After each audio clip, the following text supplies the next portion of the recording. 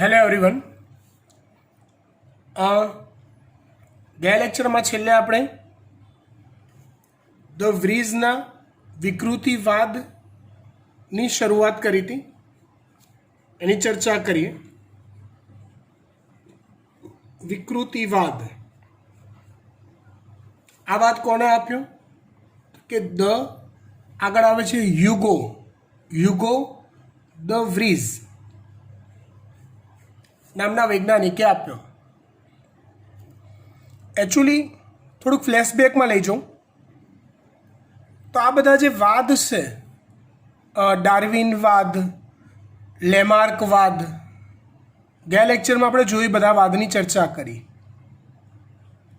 એ બધા વાદ અલ્ટિમેટલી સજીવ સૃષ્ટિનો ઉદ્વિકાસ કઈ રીતે થયો એ સમજાવતા વાદ છે, અથવા આટલી બધી વિવિધતા ધરાવતી જીવસૃષ્ટિ કઈ રીતે અસ્તિત્વમાં આવી એ સમજાવતા વાદ છે. એવો જ એક બીજો વાદ છે ધ વ્રીઝે આપેલો, જેને વિકૃતિવાદ કહેવાય છે. ધ વ્રીઝે પોતાના પ્રયોગ ઇવનિંગ પ્રાઇમરોઝ નામની વનસ્પતિ પર કર્યા હતા.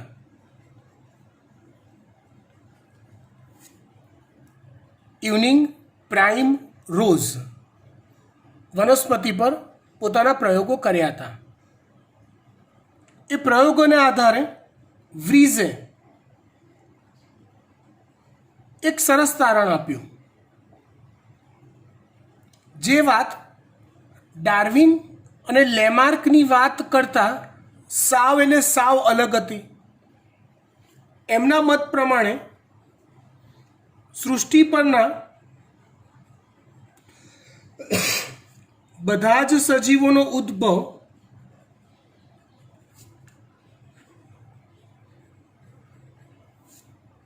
નવો ઉદ્વિકાસ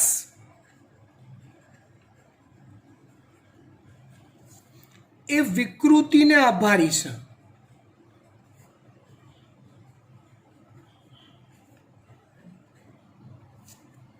ચલો, આમ તો વિકૃતિ શબ્દ આપણે સમજી ગયા છીએ, પણ આ ચેપ્ટરના પોઈન્ટ ઓફ વ્યૂથી થોડુંક વધારે ડીપમાં જઈએ, ક્લિયર થાય. એટલે વિકૃતિ એટલે શું? તો કે લક્ષણોમાં જોવા મળતો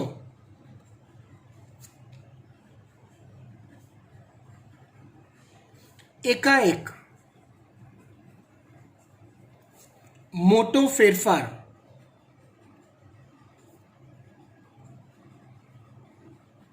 એટલે વિકૃતિ. લક્ષણોમાં જોવા મળતો એકાએક મોટો ફેરફાર એટલે વિકૃતિ. લાઈક કોઈકના ઘરે કોઈક બાળક આવવાનું હોય તો એના માતા પિતા અને બીજા કુટુંબીજનોના મનમાં, મગજમાં એ બાળકની એક ઇમેજિનેશન પહેલેથી દોડતી હોય, રાઈટ? હવે માની લો કે બાળક જન્મે અને 2 માથાવાળું હોય, 3 આંખવાળું હોય. આવા બાળકો જન્મે છે ને? હે ને? હા ને? હા. તો એ ઘટનાને લક્ષણમાં આવેલો એકાએક મોટો ફેરફાર કહેવાય. એકાએક મોટો ફેરફાર એટલે એવું ના વિચારો કે હું ઊંઘી ગયો અને સવારે ઉઠીને જોયું તો મારા આખા શરીર પર રીંછની જેમ રૂંવાટી થઈ ગઈ, ટોટલ બોડી રૂંવાટી રહે રીંછની જેવી. એવા એકાએક ફેરફાર નહીં. અહીંયા એકાએક ફેરફારનો અર્થ નવી પેઢીમાં અનએક્સપેક્ટેડ ફેરફાર, જેને એકાએક ફેરફાર કહેવાય. તમે કોઈક બાળક જન્મ્યું હોય ને તો એના ફેરફાર કેવા ઇમેજિનેશન કર્યા હોય, સામાન્ય ભિન્નતાવાળા, કે એ બાળક એના માતા પિતા કરતાં સહેજ અલગ હશે, પણ 2 પગ, 2 હાથ, 2 આંખ, 1 નાક, જીભ, મોઢું, એ નેચરલ તમે ઇમેજિનેશન કર્યું હોય. સામાન્ય ફેરફાર ધરાવતું બાળક ઇમેજિનેશન કર્યું હોય, પણ અચાનક જો નવી પેઢીની અંદર અતિશય મોટા અનએક્સપેક્ટેડ ફેરફાર વાળું જો બાળક જન્મે છે તો એને વિકૃતિ કહેવાય છે. જો હું જે વાત સમજાવવા જઈ રહ્યો છું ને બેટા, હવે એ થોડીક અઘરી છે, પણ સહેજ ધ્યાનથી સમજો, એકાગ્રતા કેળવો, મારા શબ્દોને પકડો, ધ્યાન આપજો.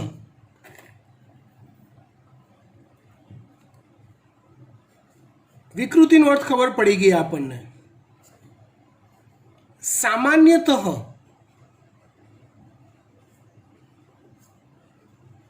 જે વિકૃતિ સર્જાય ને એ પર્યાવરણ સામે પ્રતિકૂલિત અથવા ઓછી અનુકૂલિત હોય છે.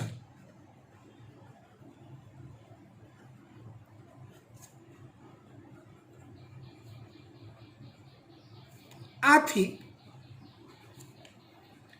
આ વિકૃતિઓ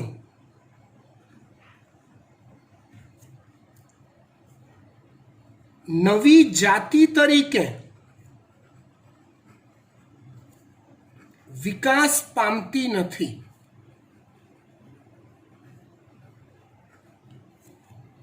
આનો અર્થ તમે બરાબર સમજો, બરાબર.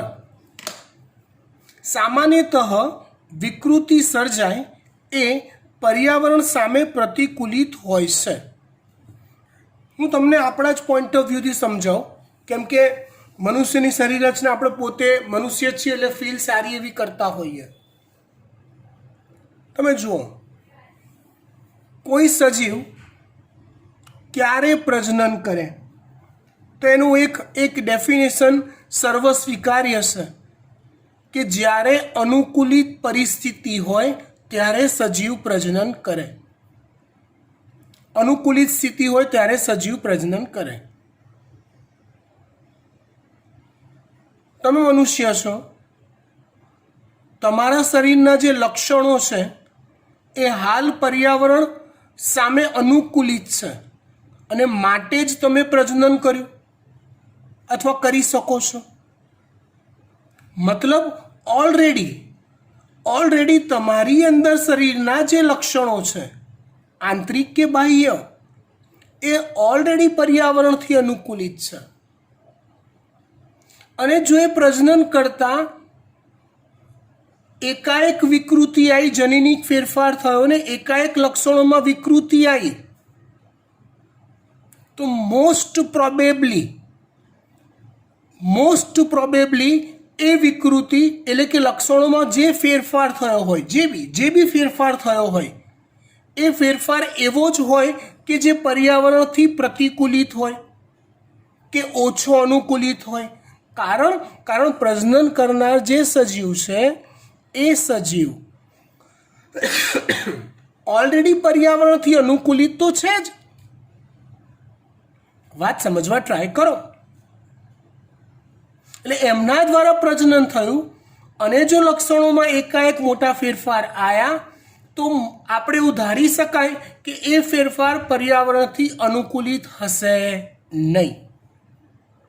હવે સમજો, ધારો કે આવું 2 માથાવાળું બાળક જન્મ્યું, રાઈટ, જેને આપણે વિકૃતિ કીધી.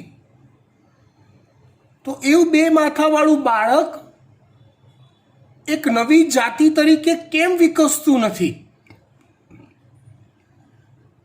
સમજો બરાબર. એ 2 માથાવાળું બાળક એની પ્રજનન વય સુધી પહોંચતું જ નથી, એ પહેલાં મૃત્યુ પામે છે. માની લો કે એ 2 માથાવાળું બાળક પ્રજનન વય સુધી પહોંચે તો એવું બીજું ફિમેલ બાળક 2 માથાવાળું હોય એની સાથે પ્રજનન કરે તો મે બી એની જે સંતતિઓ હોય એ કદાચ સતત પેઢી દર પેઢી જીવ સાતત્ય જળવાતું રહે અને એક નવી જાતિ એવી સર્જાય કે જે બે માથાવાળું મનુષ્યની એક નવી જાતિ સર્જાય. પણ બે માથા હોવા એ પ્રેક્ટિકલી પર્યાવરણથી અનુકૂલિત નથી અને માટે એવી વિકૃતિ સર્જાયા પછી ટૂંક સમયમાં નાશ પામે છે. એ સ્થાયી થતી નથી, નવી જાતિ તરીકે સ્થિર થતી નથી. આ વાક્યનો અર્થ એવો થાય છે કે સામાન્યતઃ વિકૃતિ સર્જાય એ પર્યાવરણ સામે પ્રતિકૂલિત અથવા ઓછી અનુકૂલિત હોય છે. આથી આ વિકૃતિઓ નવી જાતિ તરીકે વિકાસ પામતી નથી, એ નાશ પામે છે. પણ નવું વાક્ય છે, જોરદાર છે, બહુ જ જોરદાર છે, સમજો. પરંતુ ક્યારેક રેન્ડમલી કોઈ વિકૃતિ એવી સર્જાય કે જે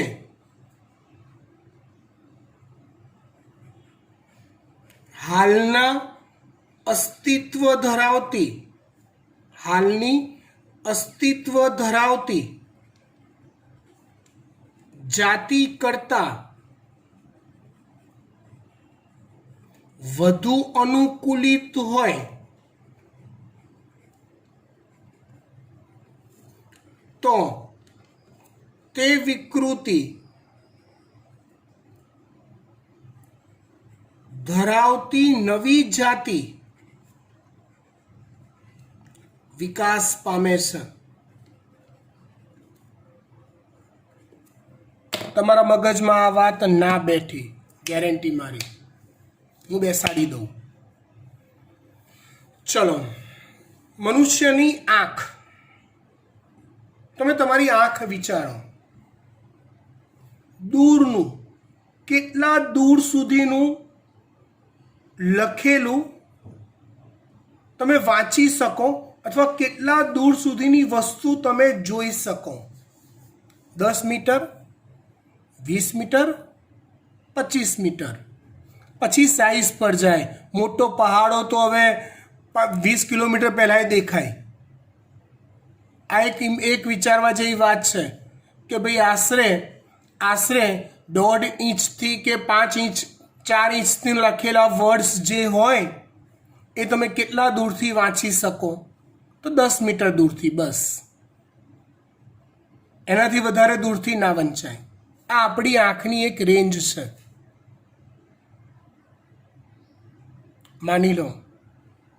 માની લો કે પ્રજનન થયું, નવી સંતતિના સર્જન દરમિયાન જનીનમાં વિકૃતિ આવી. આવું ઇમેજ કરો હો બેટા, મજા આવશે. એ વિકૃતિ એવી આવી, શરીરના બધા લક્ષણો એવા ને એવા જ રહ્યા, પણ આંખની દૂર સુધીની જોવાની ક્ષમતા 20 મીટરની જગ્યાએ 100 મીટર સુધીની થઈ ગઈ. 100 મીટર દૂરનું પણ એ વ્યક્તિની આંખ કે જે રિયલમાં વિકૃતિ પામી છે. આવી આંખ મનુષ્યની નથી, પણ 100 મીટર દૂરનું પણ સ્પષ્ટ વાંચી શકે એવી આંખ સર્જાઈ. તો આને વિકૃતિ જ કહેવાય. તમારા મગજમાંથી વિકૃતિની એ છાપ કાઢી નાખો કે વિકૃતિ એટલે બોગસ. હા, મોસ્ટલી 100 વાર વિકૃતિ સર્જાતી હોય તો 99.99% કિસ્સામાં વિકૃતિ એટલે બોગસ. પણ 0.01% કિસ્સામાં બને કે વિકૃતિ એ હાલના પર્યાવરણમાં વસવાટ કરતા સજીવો કરતાં પણ ગ્રેટર ધેન વધુ સારા લક્ષણ ધરાવતી હોય.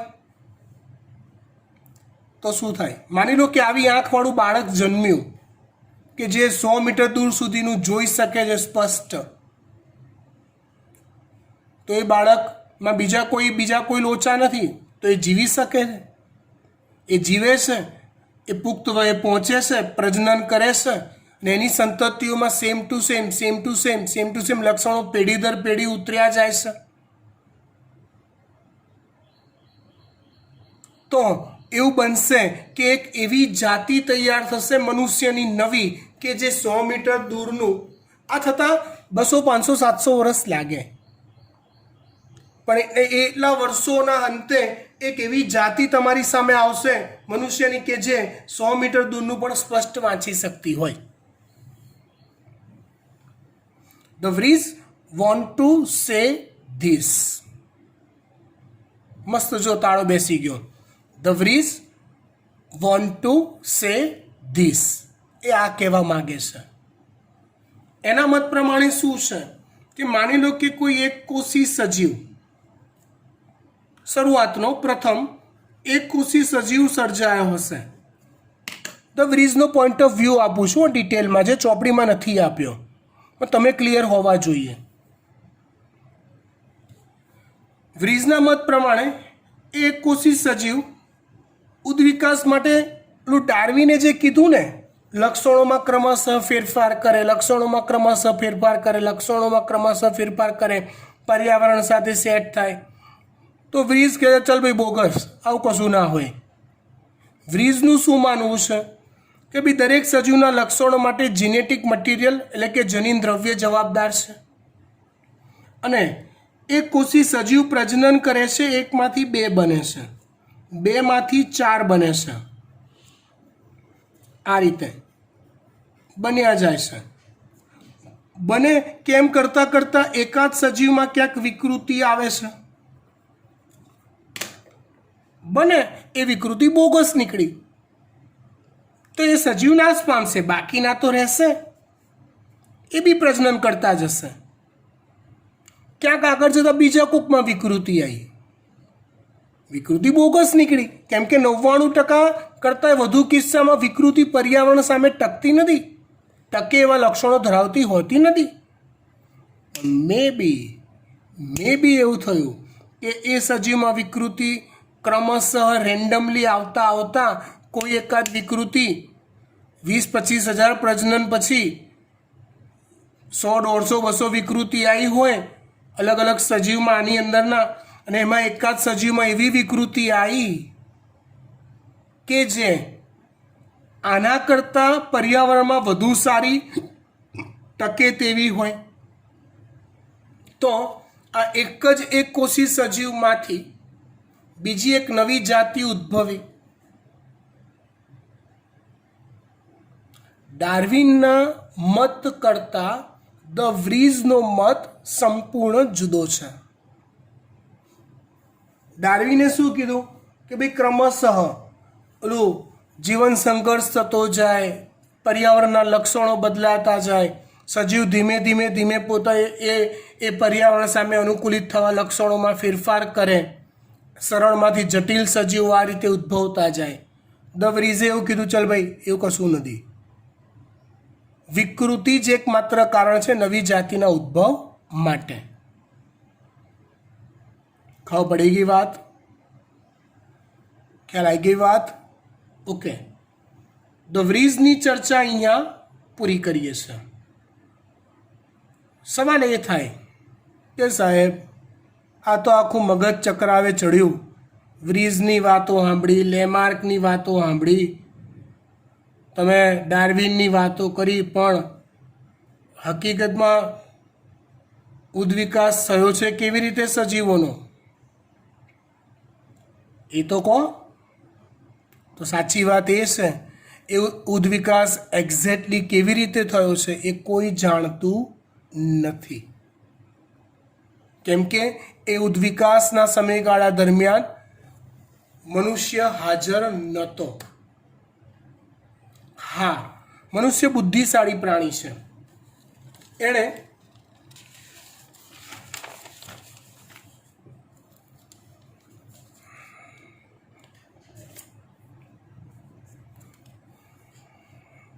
એવું શોધી કાઢ્યું છે ભૂતકાળમાં કઈ રીતે થયો. એ વાત આ બધાના વાદ પરથી એવું માની શકાય કે ક્યાંક કોઈક વાર કોઈક ઉદ્વિકાસ ડાર્વિન પ્રમાણે થયો હશે, કોઈક ઉદ્વિકાસ વિકૃતિથી થયો હશે, એવું માની શકાય. પણ મનુષ્યએ એક મુદ્દો મૂક્યો છે. આધુનિક વિજ્ઞાને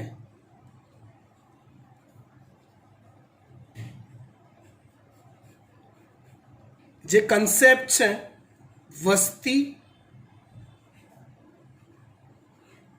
જનીન વિદ્યા, જો આ ચેપ્ટરનો સૌથી ઇમ્પોર્ટન્ટ ભાગ છે નીટની દ્રષ્ટિએ. બાકીનું ચેપ્ટર તો કેવું છે કે ક્યાંક ક્યાંક મારે થોડું થોડું સમજાવવું પડે, થોડું થોડું એકતા મેમ સમજાવશે તો આવડી જશે, ગોખણપટ્ટી વધારે છે. પણ વસ્તી જનીન વિદ્યા એ સમજવા જેવી વાત છે. અને નીટમાં ઓછામાં ઓછો એક સવાલ આ કન્સેપ્ટ પરથી હોય જ છે. એટલે આ કન્સેપ્ટ પરફેક્ટ સમજવો આપણા માટે જરૂરી છે. વસ્તી જનીન વિદ્યા તમને એના માટે લાલચ કરાવડાવું. આ એવું કહેશે કે ભૂતકાળમાં તો મનુષ્ય હાજર નહોતો ઉદ્વિકાસના તબક્કાઓ દરમિયાન, પણ અત્યારના સમયમાં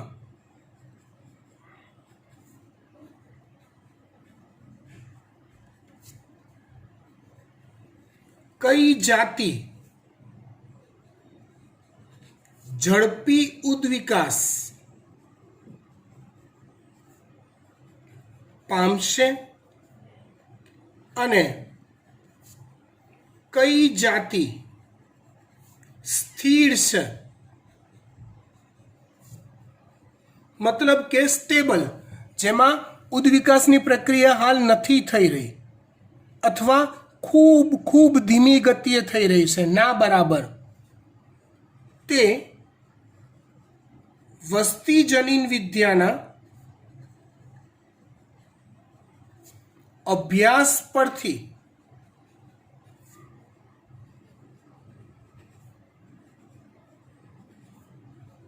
જાણી શકાય છે. શેના અભ્યાસ પરથી જાણી શકાય છે? વસ્તી જનીન વિદ્યાના અભ્યાસ પરથી આ વસ્તુ જાણી શકાય છે.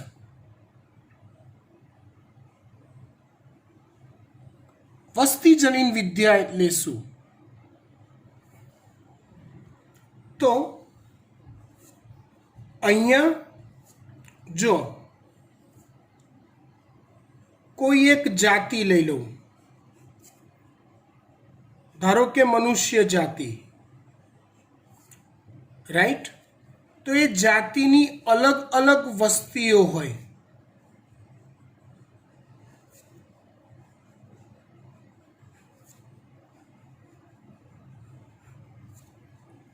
યુરોપિયન વસ્તી, આપણે લોકો જે છીએ ઇન્ડો એશિયન છીએ, આફ્રિકન નિગ્રો લોકોની વસ્તી, ચાઇનીઝ પર બેન્ડ છે એટલે એની મોંગોલિયન જાતિ નથી લખતા આપણે, બેન્ડ છે ને એના પર એટલે એનીવે. તો આધુનિક વિજ્ઞાન એવું માને છે કે ઉદ્વિકાસનો અભ્યાસ જાતિ લેવલે કરો એના કરતાં તમે વસ્તી લેવલે કરો. અલગ અલગ વસ્તીમાં જોવા મળતા જે જનીનો છે એ જનીનો પરથી તમે અભ્યાસ કરો તો એ અભ્યાસને આધારે તમે ઉદ્વિકાસ કઈ વસ્તીનો થઈ રહ્યો છે એ જાણી શકશો. કઈ વસ્તીનો ઉદ્વિકાસ થઈ રહ્યો છે એ તમે જાણી શકશો.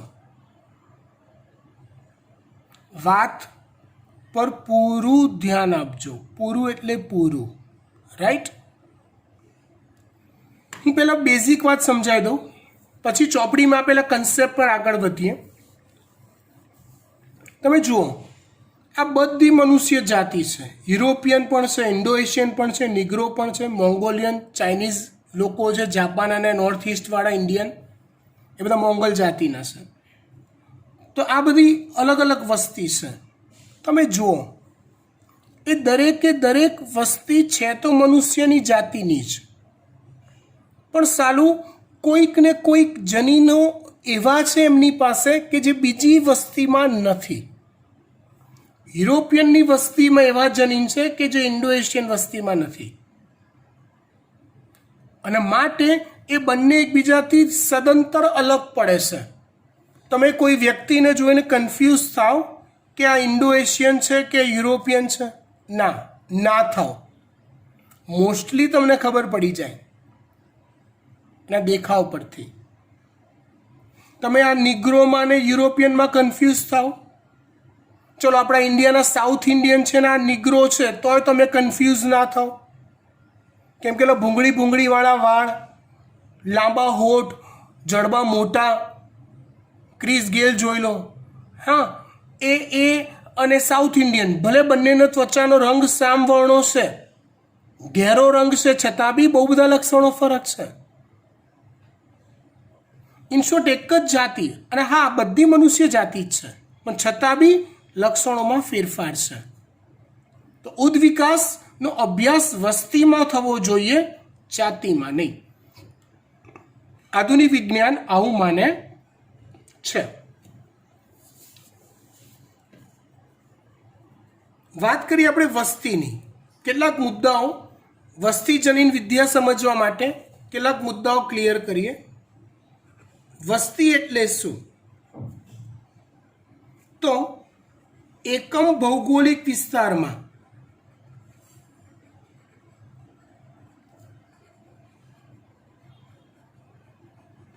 કે વસવાટમાં વસતો હોય એવો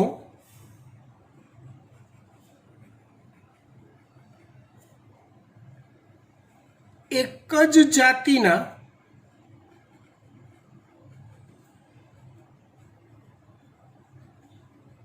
સભ્યોના સમૂહને વસ્તી કહે છે.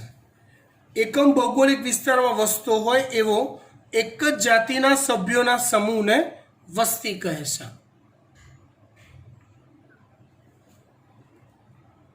એક બીજો શબ્દ સમજીએ,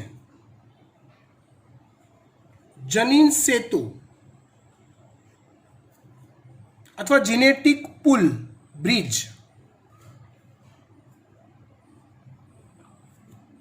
કોને કહેવાય? આ વાત સમજો બરાબર. વસ્તીમાં વસવાટ કરતા બધા જ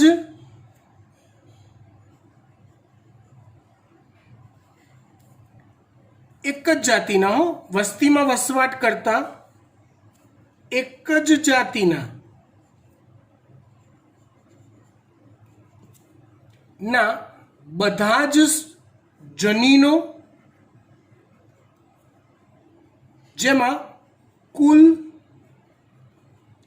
વૈકલ્પિક જનીનો ગણી લેવાના.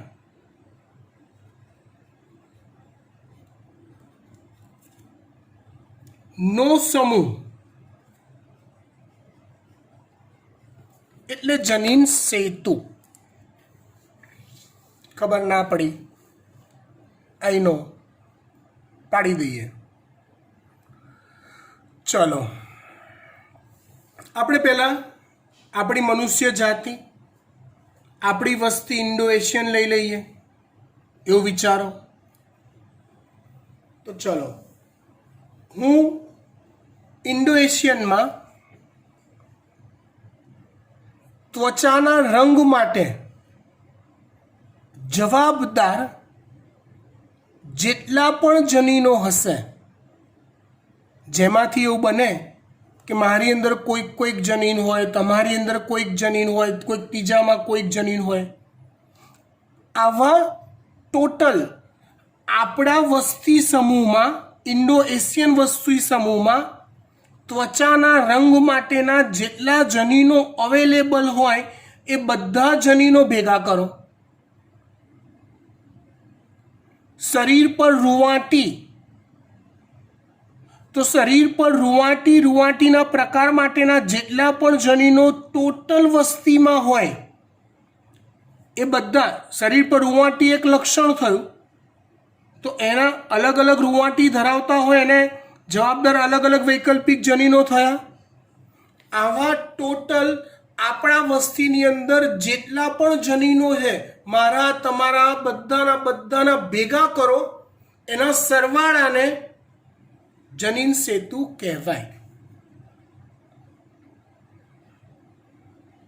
વધારે સારું સમજો મેથેમેટિકની દ્રષ્ટિએ સમજો.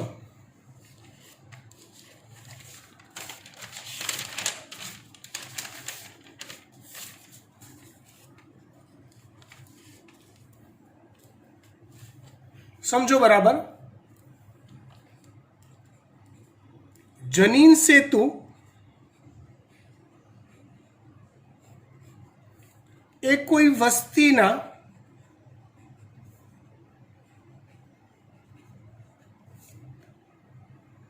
બધા જ સજીવોના જનીનોનો યોગ ગણ છે. યુ તમને ખબર પડે છે ને, યોગ ગણ મતલબ કે હું એક વસ્તીનો એક સજી લઈ લઉં એક્સ, એ વસ્તીનો બીજો સજી લઈ લઉં વાય, ત્રીજો સજી લઈ લઉં ઝેડ, ચોથો સજી લઈ લઉં એ. તો એક્સની અંદર આવેલા બધા જ જનીન અને વાયની અંદર આવેલા બધા જ જનીન શું એક સરખા હશે? તમે કહેશો ના સાહેબ, બંને ભિન્ન તો હશે જ, એટલે કેટલાક જનીનો જુદા જુદા હશે.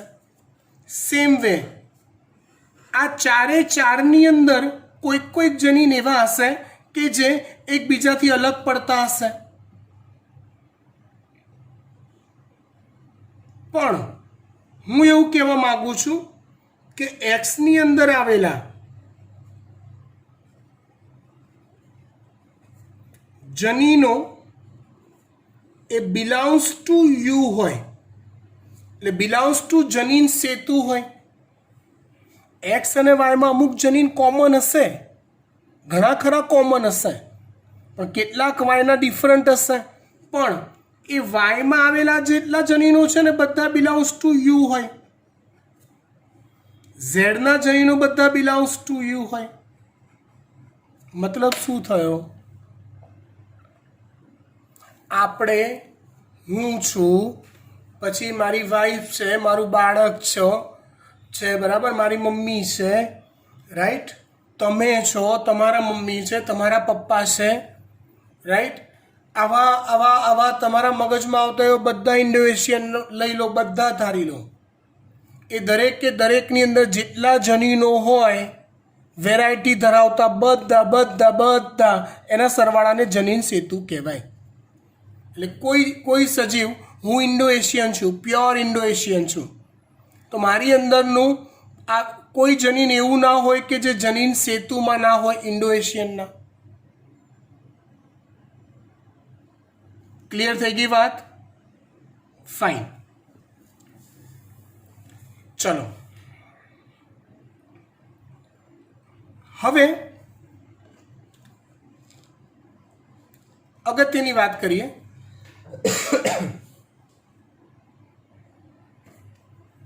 હાર્ડી અને વિનબર્ગની,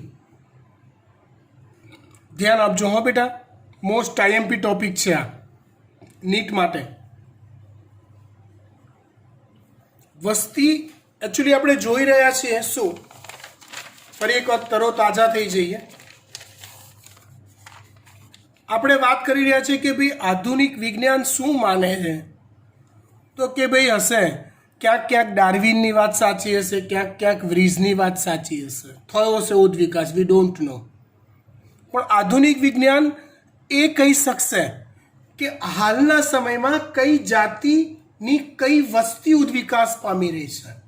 આધુનિક વિજ્ઞાન એવું કહી રહ્યું છે કે ઉદ્વિકાસનો અભ્યાસ જાતિ લેવલે નહીં, એની અલગ અલગ વસ્તી લેવલે કરો.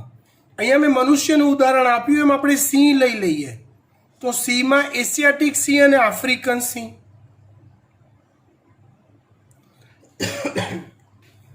હું પ્રાણી પ્રેમી છું, ઘરમાં પાળતો નથી, પણ મને તમે કોઈ ફોટોગ્રાફ મોકલો તો હું જોઈને કહી દઉં કે એશિયાટિક સિંહ છે કે આફ્રિકન સિંહ છે. બંનેમાં ઘણા તફાવત છે. જેમ યુરોપિયન મનુષ્યમાં અને ઇન્ડો એશિયન મનુષ્યમાં છે એવા જ. તો હું એ અભ્યાસ કરી શકું એમ છું, રાઈટ. તો અહીંયા આફ્રિકન સિંહ અને એશિયાટિક સિંહ બે અલગ અલગ વસ્તી થઈ. તો અભ્યાસ વસ્તીનો કરો, જાતિનો નહીં, એવું આધુનિક વિજ્ઞાન માને છે.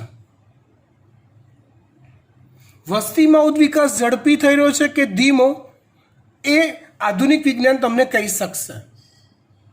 ભૂતકાળની વાત છોડો એમ. એના માટે વસ્તી જોયું, જનીન સેતુની વાત કરી.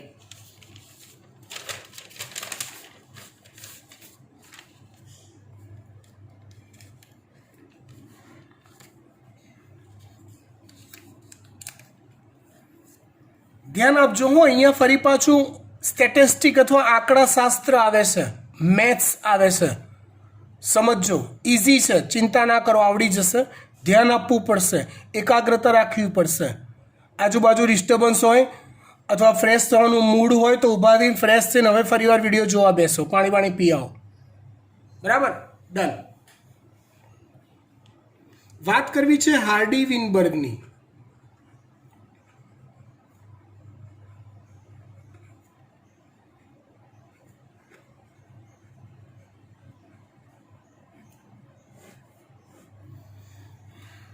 હાર્ડી વિનબર્ગના મત પ્રમાણે કોઈ એક વસ્તી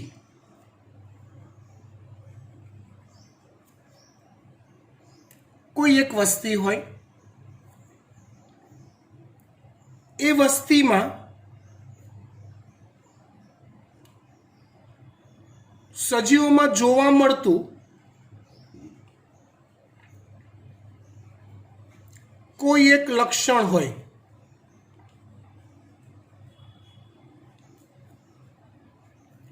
આ લક્ષણની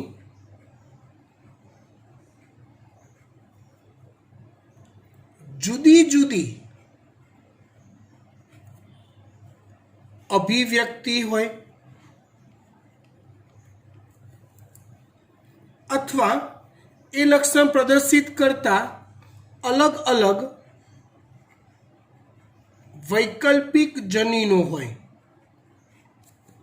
સમજાવું છું, ડોન્ટ વરી, બી હેપી. સમજો. ચલો, હું અહીંયા કોઈ એક લક્ષણ લઈ લઉં છું. આંખની કીકી મનુષ્યની. વસ્તી છે ઇન્ડો એશિયન. નવા પેજ પર લઉં, અહીંયા બધું ભીડ થઈ જશે.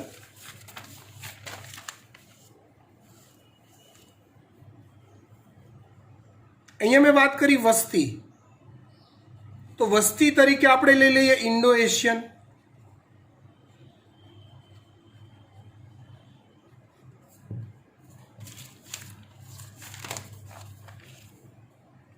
કોઈ એક વસ્તી, એમાં જોવા મળતું કોઈ એક લક્ષણ.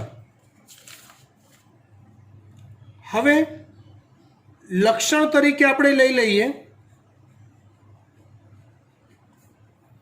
આંખની કીકીનો રંગ. આવું ધારવાનું છે. રંગ, કીકીનો રંગ એટલા માટે લીધો કે એની વિવિધતાથી આપણે પરિચિત છીએ માટે. હવે એ કીકીના રંગ માટે જવાબદાર, હવે કીકીના રંગની અભિવ્યક્તિ કેવી હોય તો આપણે ઓપ્શન ખાલી વિચારીએ.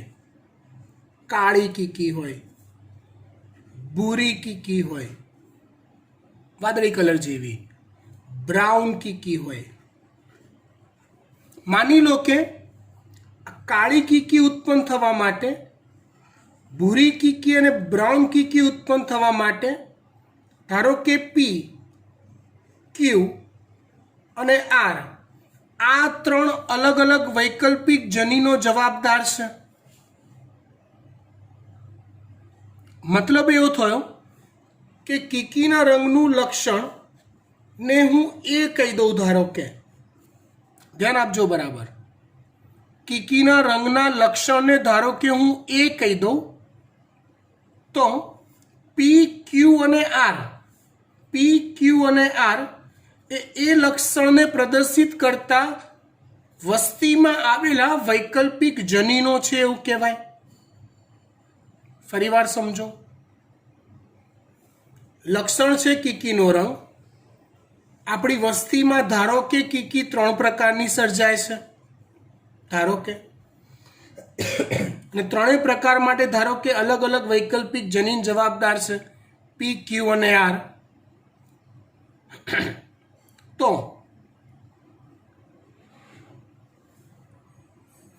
કીકીના રંગના લક્ષણને આપણે એ કહી દઈએ તો પી ક્યુ આર ને એના વૈકલ્પિક જનીનો કહેવાય. મતલબ કે એ કોઈ લક્ષણ હોય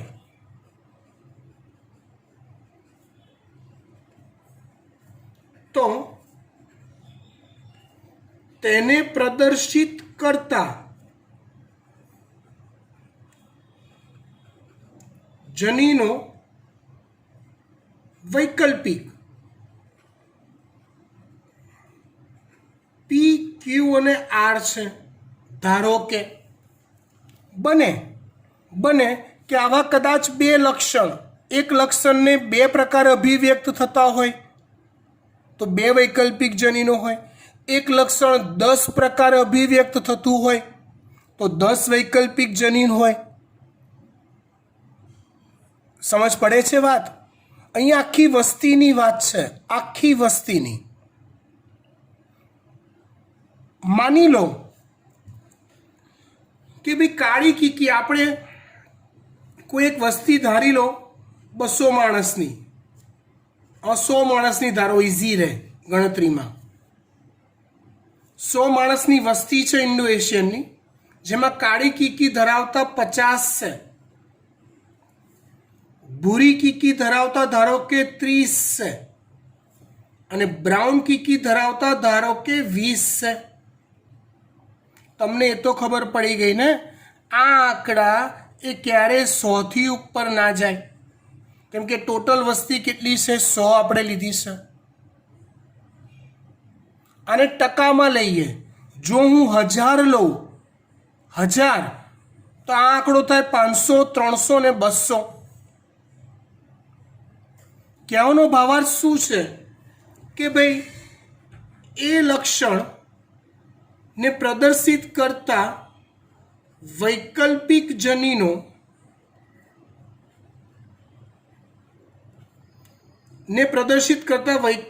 જનીનો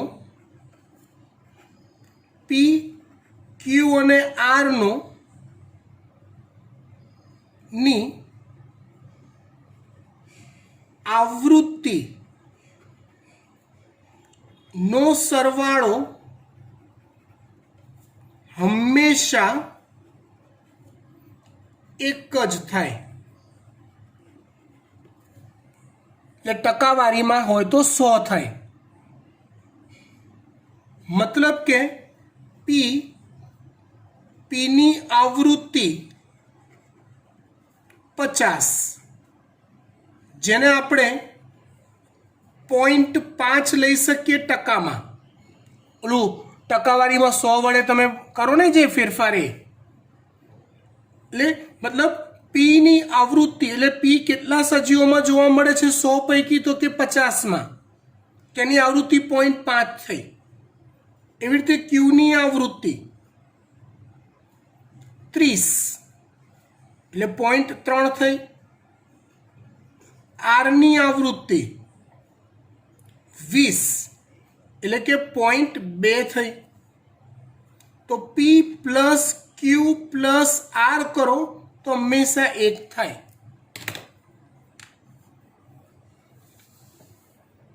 અહીંયા મૂળ વાત એ છે કે આપણે કોન્સન્ટ્રેટ થવાનું છે શેના પર થવાનું છે? તો કે તમે જે વસ્તીનો અભ્યાસ કરી રહ્યા છો એ વસ્તીના સજીવોની સંખ્યા લઈ લો. તમે કોઈ એક લક્ષણ પસંદ કરો, એ લક્ષણ કેટલા પ્રકારે પ્રદર્શિત થાય છે એના વૈકલ્પિક જનીનો લઈ લો. એ વસ્તીમાં એ વૈકલ્પિક જનીન ધરાવતા સજીવોની સંખ્યા લઈ લો. તે બધાનો સરવાળો 100 થાય અને ટકાવારી પ્રમાણે 100% થાય. એટલે આમ જોવા જાવ તો P + Q + R = 1 થાય. વાત ધ્યાનથી સમજો. અહીંયા હાર્ડી વિનબર્ગનો કહેવાનો પોઈન્ટ ઓફ વ્યૂ શરૂ થાય છે.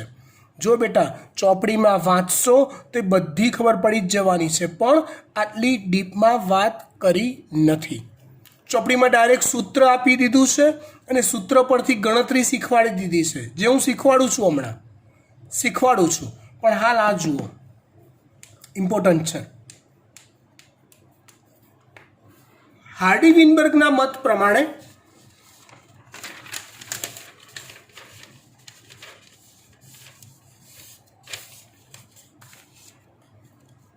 બે મિનિટ હો.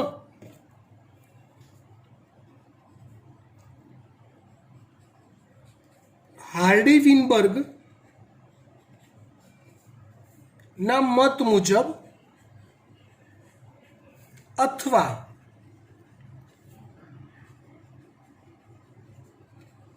આધુનિક વસ્તી જનીન વિદ્યા મુજબ, હાર્ડી વિનબર્ગના મત મુજબ અથવા આધુનિક વસ્તી જનીન વિદ્યા મુજબ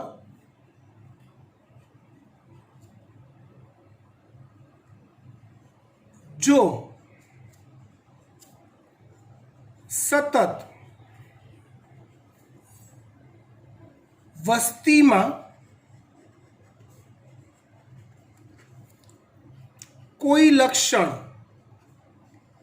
માટેના વૈકલ્પિક જનીનોની ટકાવારી, સતત વસ્તીમાં કોઈ લક્ષણ માટેના વૈકલ્પિક જનીનોની ટકાવારી અથવા આવૃત્તિ એની એજ જળવાઈ રહે તો તે વસ્તી સ્થિર છે, તેમાં ઉદ્વિકાસ નથી થતો કે અત્યંત ધીમો થાય છે તેમ કહેવાય, અથવા એવું ધારી શકાય. ફરીવાર આપણે આ વાત હું રિપીટ વાંચું છું.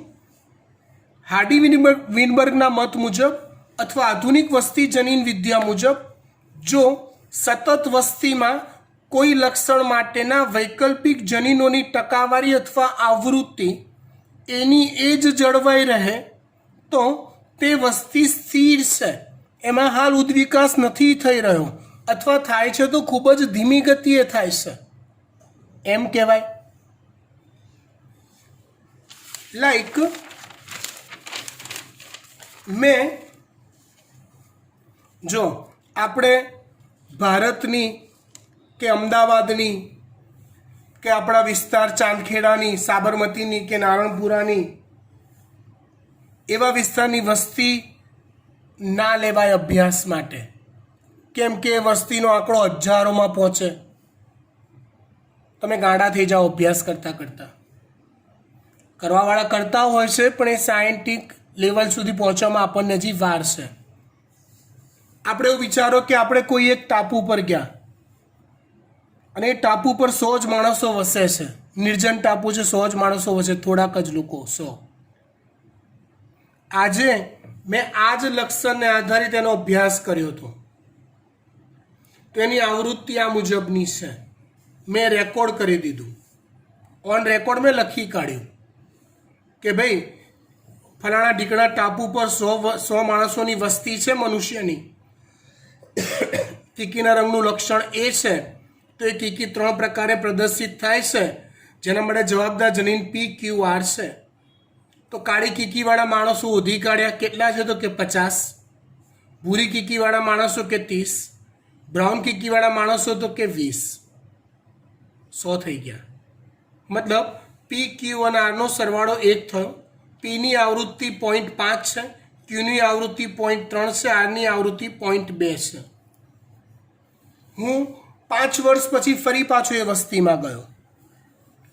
બને પ્રજનન દ્વારા વસ્તીની સંખ્યા 100ની જગ્યાએ 150 થઈ ગઈ હશે, કદાચ મે બી 120 થઈ હશે, 110 થઈ હશે. એ પ્રમાણે આ આંકડા થોડા થોડા બદલાશે.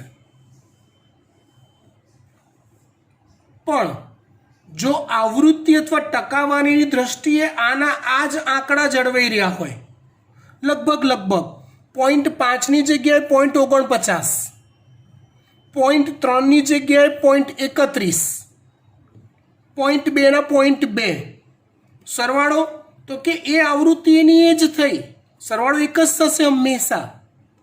આ જનીન, આ વૈકલ્પિક જનીનની આવૃત્તિ એની એ જ જળવાઈ 5 વર્ષના અંતે. હા, હું પછી ફરી વાર ગયો, વસ્તી કદાચ વધીને 200 થઈ. ફરી પાછું મેં આ જનીનોનો અભ્યાસ કર્યો, એની આવૃત્તિનો, અને એની ટકાવારી આની આ જ મળી. અહીંયા આ 0.5 50માંથી લીધું, એટલે તમે એવું ના વિચારશો કે સાહેબ આ 200 થયું તો અહીંયા ધારો કે 50ની જગ્યાએ 100 થાય તો અહીંયા 1 ના થાય, ના થાય. ટકાવારી કાઢવાની છે, ટકાવારી. તમે સમજી શકો છો. આ ત્રણેયની આવૃત્તિ જો આની આ જળવાઈ રહેશે તો સમજવાનું કે વસ્તી સ્થિર છે, એમાં ઉદ્વિકાસ નથી થઈ રહ્યો. પણ માની લો કે હું ફરી એકવાર અભ્યાસ માટે ગયો અને આવૃત્તિમાં મોટો ફેરફાર થયો, આની આવૃત્તિ 0.5ની જગ્યાએ 0.2 થઈ ગઈ, આની આવૃત્તિ 0.3ની જગ્યાએ 0.5 થઈ ગઈ. આવા મોટા ફેરફારો જો થાય છે તો સમજવાનું કે કુદરતમાં કંઈક રંધાઈ રહ્યું છે. આ જાતિ ઝડપથી ઉદ્વિકાસ પામી રહી છે, એવું સમજી લેવું પડે.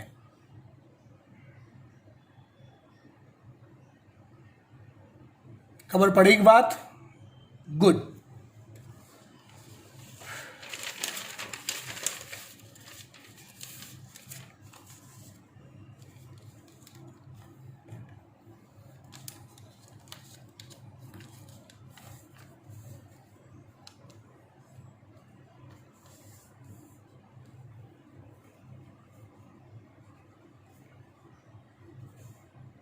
જો સતત વસ્તીમાં કોઈ લક્ષણ માટેના વૈકલ્પિક જનોની ટકાવારી એની એ જ જળવાઈ રહે તો તે વસ્તી સ્થિર છે તેમ કહેવાય, અને તેમાં ઉદ્વિકાસ નથી થતો કે અત્યંત ધીમો થાય છે તેમ કહેવાય. અને જો વૈકલ્પિક જનીનોની ટકાવારી બદલાય છે, અને જો વૈકલ્પિક જનીનોની ટકાવારી બદલાય છે તો તે વસ્તી ઉદ્વિકાસ ઝડપથી કરી રહી છે તેમ કહેવાય.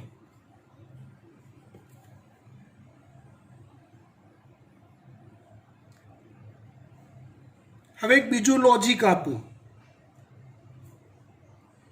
સમજવા જેવું, ધ્યાન આપજો. હાર્ડી વિનબર્ગનું એક બીજું પણ એક લોજિક છે કે જેટલો વસ્તી સમૂહ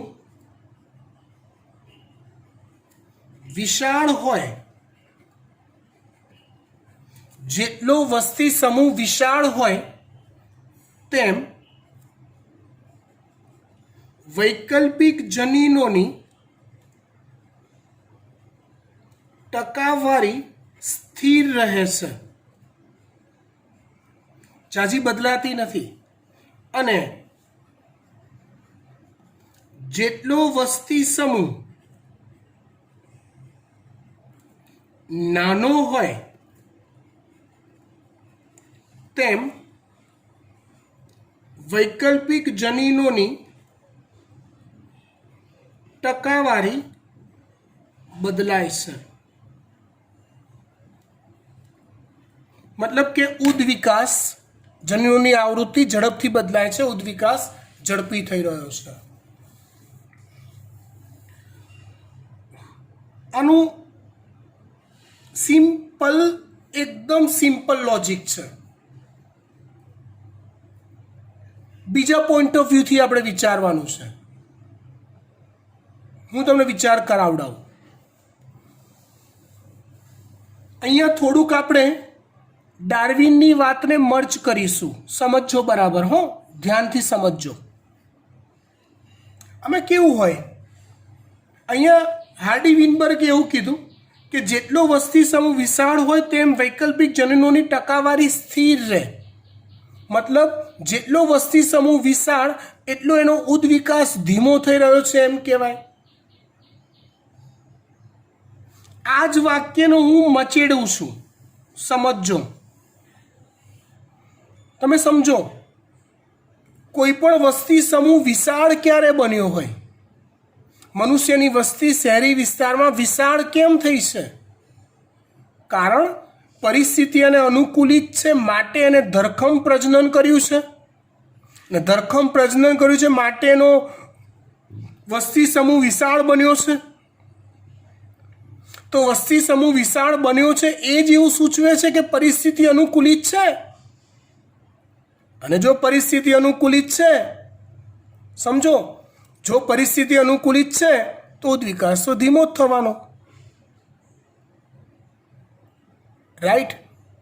જો વસ્તી નાની છે, જેટલો વસ્તી સમૂહ નાનો, મતલબ વસ્તી સમૂહ નાનો કેમ છે?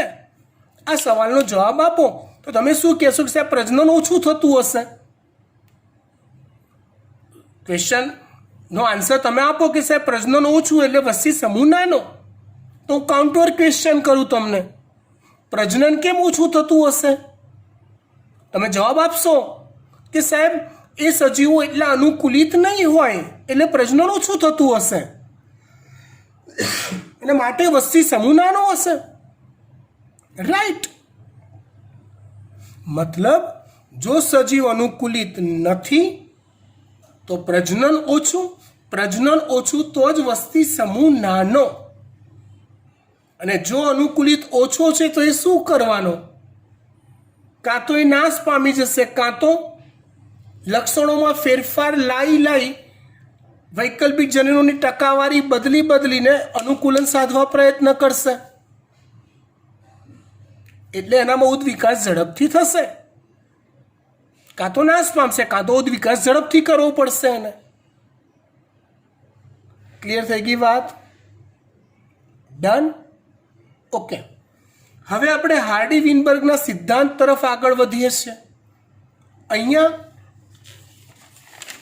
આપણે એક જ લક્ષણના 3 વૈકલ્પિક જનીનો લીધા, પણ આપણા અભ્યાસક્રમ પૂરતું નાનું શીખવાડ્યું છે આપણને કે કોઈ એક લક્ષણના 2 જ વૈકલ્પિક જનીનો સુધીનો અભ્યાસ આપણા કોર્સમાં છે. 3 વૈકલ્પિક જનીનો, 4 વૈકલ્પિક જનીનો, 5 વૈકલ્પિક જનીનો, 15 વૈકલ્પિક જનીનોનો અભ્યાસ હાલ નથી. ટફ છે ને? એટલે એક જ લક્ષણના 2 વૈકલ્પિક જનીનોનો અને એની આવૃત્તિનો અભ્યાસ આપણા કોર્સમાં છે. અને એના પરથી એક્ઝામ્પલ્સ પૂછાય છે, એ તમને આવડવા જોઈએ. પણ એ એક્ઝામ્પલ્સ તો ગોખીને આવડી જાય, પણ મેઇન કન્સેપ્ટ જે સમજાયો છે મગજમાં ઉતરવો જરૂરી છે. ધ્યાન આપજો.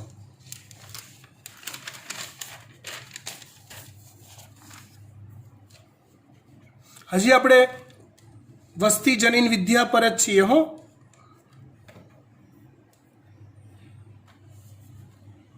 હાર્ડી વિનબર્ગે એવું કીધું, કોઈ એક લક્ષણ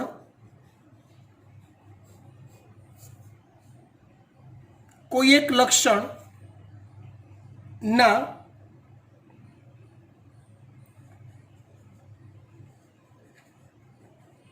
વૈકલ્પિક જનીનો, હું અહીંયા સંજ્ઞાઓ બદલું છું તમને હેરાન કરવા માટે એટલે એ ક્લિયર થાય કે તમે ખરેખર સમજ્યા છો.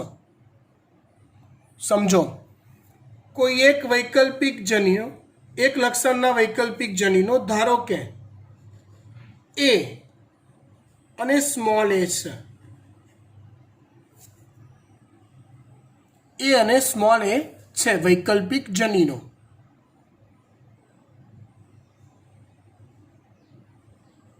બરાબર. ધારો કે વસ્તીમાં એ વૈકલ્પિક જનીન ની આવૃત્તિ પી છે. ધારો કે બી વૈકલ્પિક જનીનની આવૃત્તિ ક્યુ છે. લાઈક તમે સમજો બરાબર, આપણે ધારતા જઈએ. એ વૈકલ્પિક જનીન 70% કિસ્સામાં પ્રદર્શિત થયું છે. સોરી, અહીંયા સ્મોલ એ છે ને, સોરી, સ્મોલ એ વૈકલ્પિક જનીન ધારો કે 30% કિસ્સામાં પ્રદર્શિત થયું છે. એટલે સિમ્પલ પીની આવૃત્તિ આપણા લોજિક પ્રમાણે પીની આવૃત્તિ 0.7 થાય અને ક્યુની આવૃત્તિ પી બરાબર 0.7 થાય અને ક્યુ બરાબર 0.3 થાય. એની આવૃત્તિ પી જે 0.7 થઈ, સ્મોલ એની આવૃત્તિ ક્યુ જે 0.3 થઈ, ને સરવાળો કરો તો પી પ્લસ ક્યુ બરાબર 1 થાય.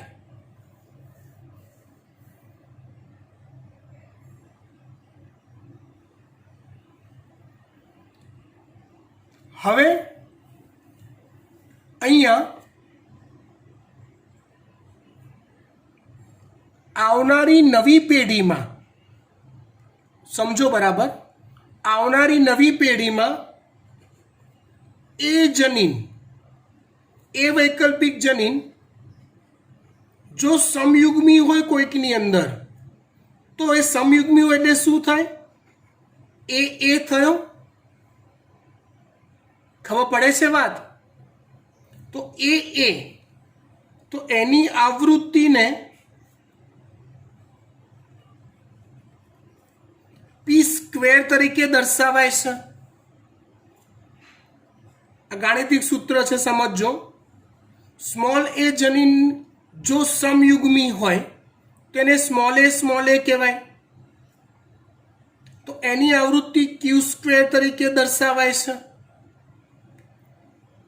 આપણે વૈકલ્પિક જનીન 2 લીધા છે, તો કેટલાક સજીવ એવા બી હશે ને જેમાં બંને કેપિટલ એ હશે, કેટલાક સજીવ એવા હશે જેમાં બંને સ્મોલ એ હશે. તો એની આવૃત્તિ આ પ્રમાણે થાય. અને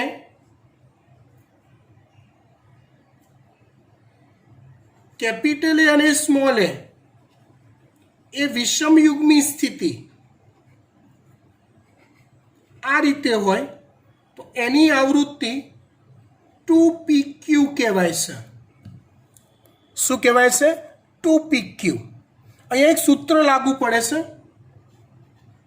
p પ્લસ ક્યુનો સ્ક્વેર બરાબર પી square plus 2pq plus Q square. p plus ક્યુનો square બરાબર પી square plus 2pq plus Q square. જ્યાં પી સ્ક્વેર શું દર્શાવે છે? કેપિટલ એ મતલબ સમયુગ્મી સ્થિતિ પ્રભાવી જનીનની. ક્યુ સ્ક્વેર શું દર્શાવે છે?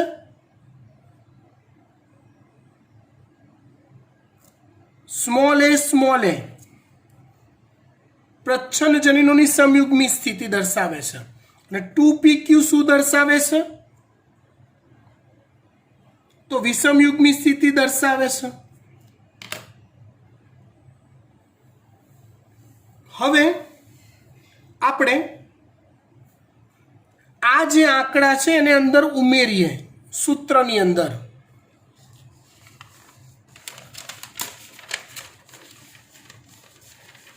જો p બરાબર 0.7 છે એટલે અહીંયા 0.7 નો સ્ક્વેર થશે. q બરાબર 0.3 છે એટલે અહીંયા 0.3 નો સ્ક્વેર થશે. હું સૂત્ર ફરી વાર લખું એટલે લોચા ના પડે.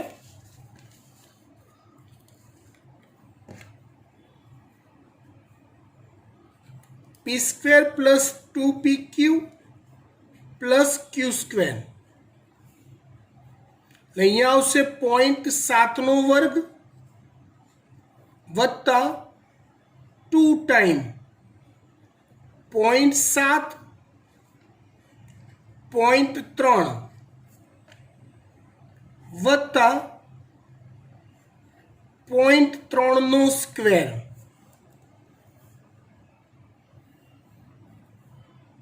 જવાબ શોધી કાઢો જાતે અને એનો સરવાળો કરશો તો જવાબ 1 આવશે. સવાલ એ થાય આમાં MCQ પૂછાય કેવી રીતે? કહી દઉં ફરીવાર. આનો જે જવાબ આવશે, જવાબ જાતે શોધો. તમને પરીક્ષામાં એવું પૂછાય કે ભાઈ એ જનીનની આવૃત્તિ p એ 0.7 છે, સ્મોલ એ જનીનની આવૃત્તિ q એ 0.3 છે, તો પ્રચ્છન્ન જનીનની સમયુગ્મીની આવૃત્તિ કેટલી થાય? તો પ્રચ્છન્ન જનીન સમયુગ્મી એ q સ્ક્વેર દર્શાવે છે. જો બરાબર ધ્યાનથી, એટલે એની આવૃત્તિ કેટલી થાય? 0.3 નો વર્ગ.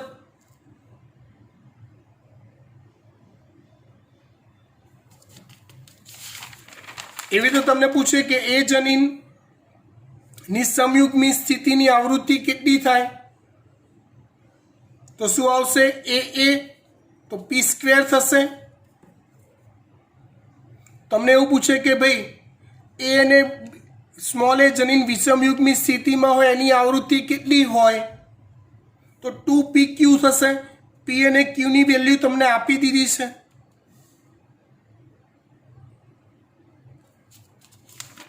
એ મુજબના MCQs આવશે. સોલ્વ કરજો, આવડી જશે. ખબર પડી ગઈ વાત? ડન. આટલે સુધી રાખીએ છીએ. એક લેક્ચરનું કામ બાકી રહ્યું એટલે આ ચેપ્ટર નીટની દ્રષ્ટિએ પૂરું થશે. વધુ જોઈશું આપણે આવતા અંકે. બાય.